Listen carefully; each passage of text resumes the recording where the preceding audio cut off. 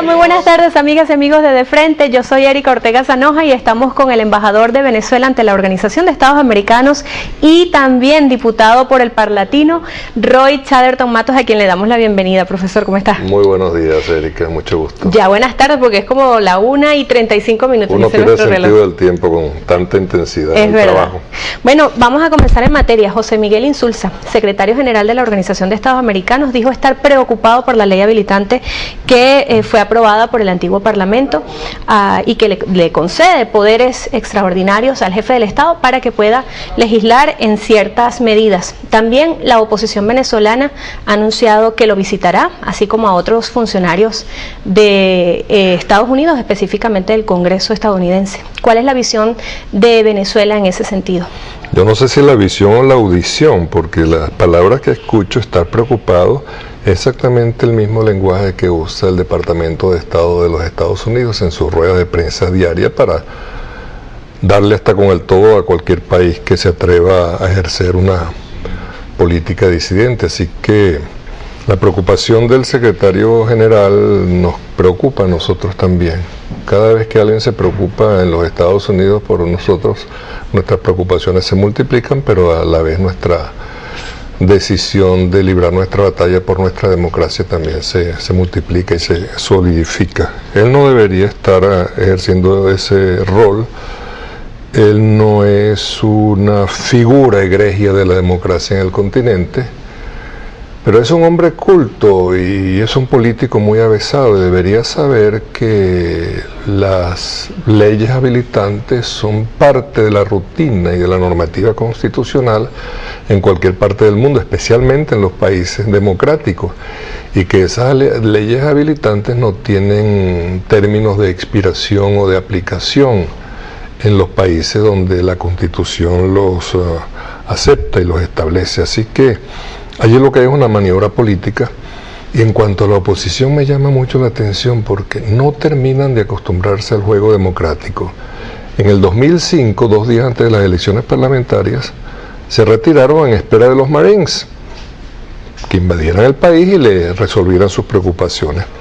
Ahora participaron en el proceso eleccionario del 26 de septiembre, no les fue mal, y eso debería ser una razón para empezar a librar a fondo sus batallas por sus intereses, por los intereses que representan dentro de la Asamblea Nacional. Y sin embargo, lo primero que hacen después de juramentarse es salir corriendo a llorar al Valle de Washington. Un compañero suyo, Henry Ramos Ayub, quien representa a la Cuarta República y Acción Democrática dentro del Parlatino en estos momentos, fue elegido por una cantidad de personas y por eso está allí, dijo que ellos van a hablar con quien tengan que hablar. Eso lo dijo el viernes en el discurso además que usted moderó ante la Asamblea Nacional en el marco de la juramentación del Parlatino, que iban a hablar con quien tuvieran que hablar en la OEA o en cualquier otra instancia, sin angustias y sin presiones.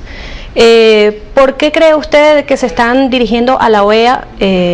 Se habla también incluso de la posibilidad de que se reúnan con Ileana Ros-Lehtinen, quien es una congresista de la ultraderecha, muy ligada, por cierto, al caso de Posada Carriles. ¿Cuál es el objetivo de la oposición en este caso?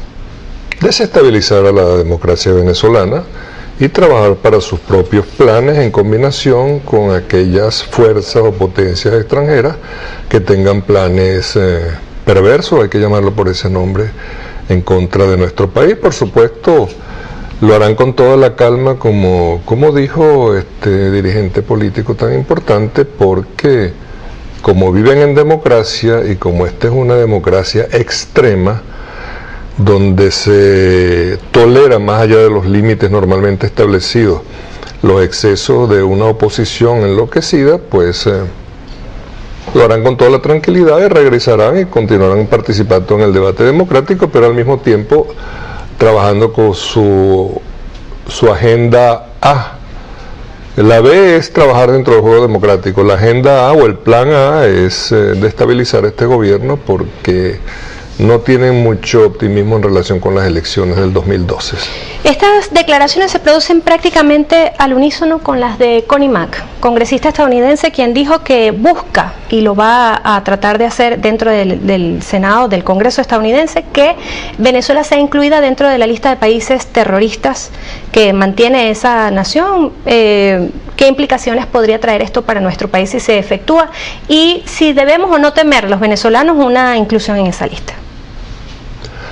Por supuesto, no es una inclusión que no será bienvenida. Hay divergencias en el seno del poder de los Estados Unidos y esto está adelantado por personajes de horror como el señor Connie Mack o por la señora Ross Letinen, pero entiendo que incluso entre ellos hay algunas diferencias.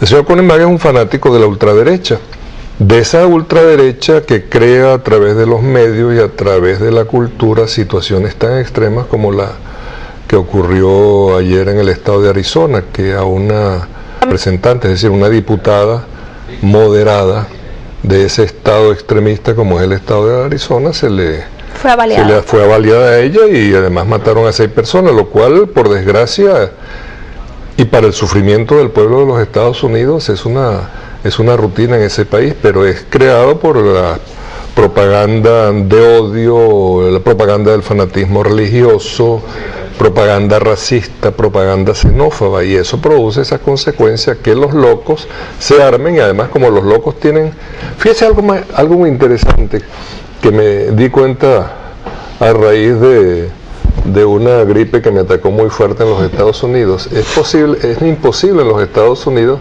poder conseguir un antibiótico sin prescripción médica. En cambio, si a mí me daba por comprar un AK-47 o un M16 en una tienda de armas, no tengo mayores problemas, llenar una formulita, un papelito, esperar un día y me entregan mi fusil. Es una garantía incluso constitucional. Así es, en cambio mi antibiótico no me lo dan. Queríamos consultarle también, embajador, sobre la apertura hoy del juicio, la reapertura a Luis Posada Carriles en El Paso, Texas. Además, un estado estrechamente ligado al estado de la Florida, ambos conservadores y ambos muy ligados a la digamos, derecha anticastrista, por decirlo de alguna manera, aunque sabemos que no es anticastrista, sino que han incluso apoyado cargos de terrorismo. En estos momentos, esa reapertura se hace no por los cargos de terrorismo, sino por mentir a funcionarios de inmigración de Estados Unidos. Venezuela continúa solicitando la extradición de Luis Posada Carriles. ¿Usted cree que esto sea viable en estos nuevos tiempos, ahora con la administración Obama? Bueno, los detalles procedimentales de este caso los maneja mucho mejor el embajador y querido amigo Bernardo Álvarez. Pero lo que debo decir es que este señor responsable de la muerte de 75 pasajeros en un avión de Cubana de Aviación, pasajeros cubanos en su mayoría, coreanos y guyaneses, pues, para decirlo en lenguaje criollo, lo están enjuiciando por cobero. De ahí, aquí las penas para los coberos son menores, aunque las consecuencias sean más graves, pero en este caso el señor recibiría una pena entre 7 y 8 años de prisión y que seguramente se le reducirían si en caso de que sea sentenciado por razón de su edad, de que es un anciano que merece un tratamiento y ciertas consideraciones que él no tuvo cuando hizo volar por los aires un avión cargado de gente inocente. Por cierto que en estos días se presentó en un acto público, nosotros tenemos las imágenes, les pedimos a nuestro coordinador que las coloque para la disposición de todos y todas. En un acto público fue capturado en imágenes en la peña de Versalles, específicamente en Miami, en Florida, recaudando fondos destinados supuestamente para pagar las deudas que generan sus gastos legales en Estados Unidos. Y dijo el señor Luis Posada Carriles que este año estarían en Cuba y que ya ellos ganaron, pero que no han cobrado todavía. Son imágenes incluso de Luis Posada Carriles junto con un congresista estadounidense, David Rivera, de la Florida. ¿Cómo podría hacer el pueblo de Venezuela para enfrentarse a una situación semejante, tomando en cuenta, y el pueblo de Cuba, por supuesto, tomando en cuenta que tienen el apoyo de congresistas, de diputados de Estados Unidos, libre? Yo creo que tenemos que seguir batallando cada vez más contra el imperio, porque el descaro es excesivo. Si yo fuera inocente y escucho a este señor decir que espera este año estar en Cuba, es porque podría tener éxito el proceso de extradición, pero no hay que hacerse muchas ilusiones al respecto, ni en Cuba ni en Venezuela. Y si es en Cuba por la fuerza, mucho menos. No pasarán, como alguna vez se dijo, eso tiene hoy mucho más valor que nunca.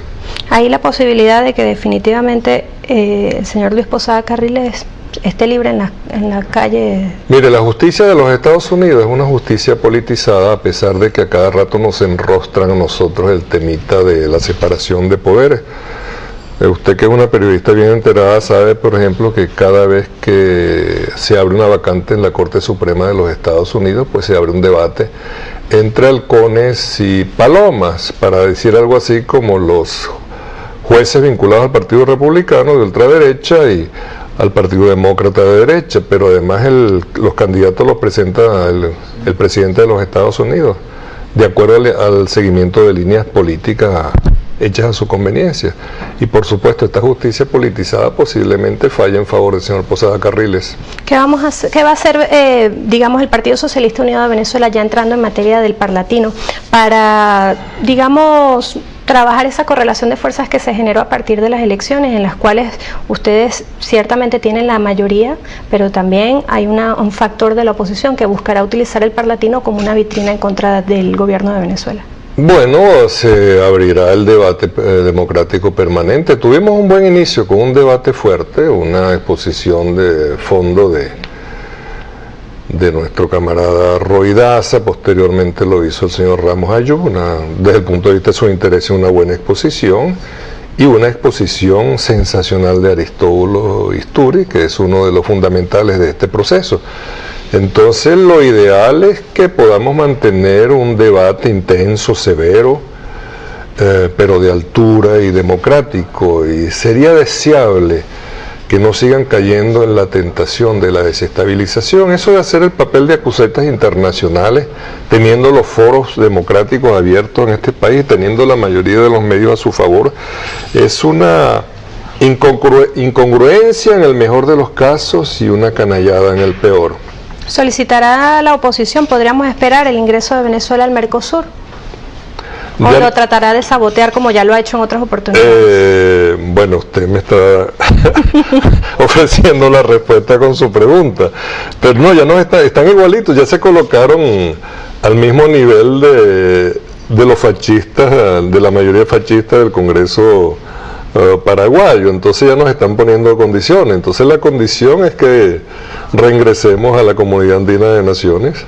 ¿Cuál es su mensaje al pueblo de Venezuela que lo pueda estar en este momento viendo sobre todos estos escenarios internacionales que se están planteando en este momento en contra de nuestro país?